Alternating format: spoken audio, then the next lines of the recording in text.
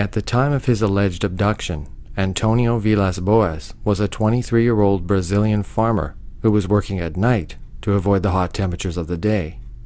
On October 15, 1957, he was plowing fields near São Francisco de las Salas when he saw what he described as a red star in the night sky.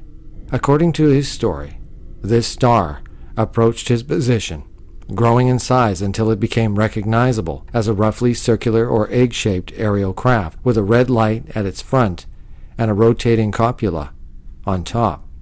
The craft began descending to land in the field, extending 3 legs as it did so. At that point, Boas decided to run from the scene. According to Boas, he first attempted to leave the scene on his tractor, but when its lights and engine died after traveling only a short distance, he decided to continue on foot. He was seized by a 5-foot-tall humanoid who was wearing gray coveralls and a helmet. Its eyes were small and blue, and instead of speech, it made noises like barks or yelps. 3 similar beings then joined the first in subduing Boas, and they dragged him inside their craft. Once inside the craft, Boas said that he was stripped of his clothes and covered from head to toe with a strange gel. He was then led into a large semicircular room through a doorway that had strange red symbols written over it.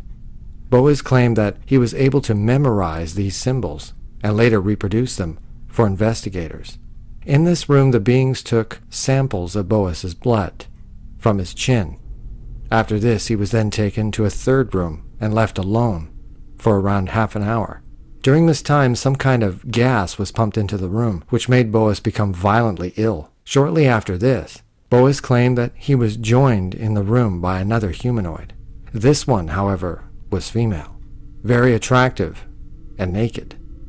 She was the same height as the other beings he had encountered, with a small pointed chin and large blue cat-like eyes.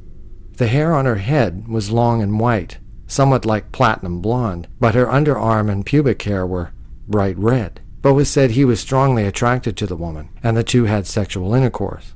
During this act, Boas noted that the female did not kiss him, but instead nipped him on the chin. When it was all over, the female smiled at Boas, rubbing her belly and gesturing upwards.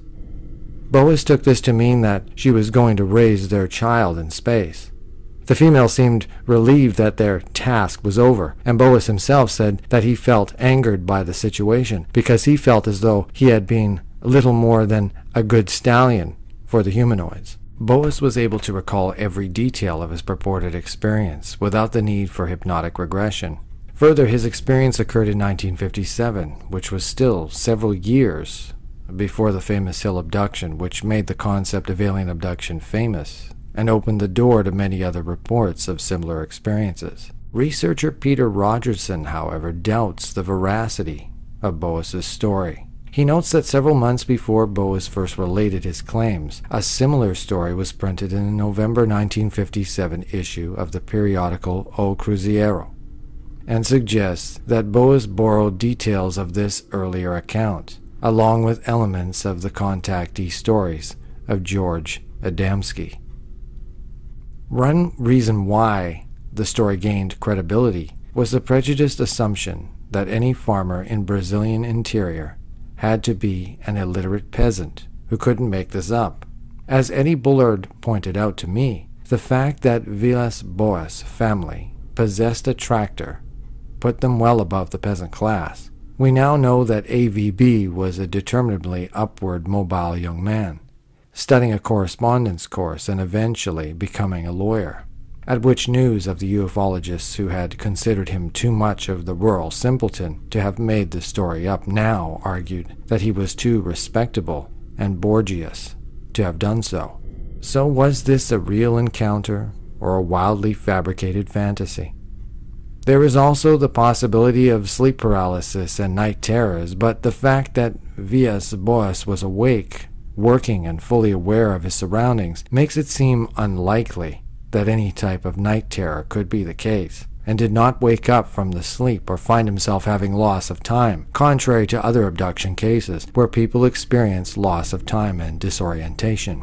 Everything seemed to be occurring in real time without any variations to the experience. What do you think? Leave your comments below. And thanks for watching.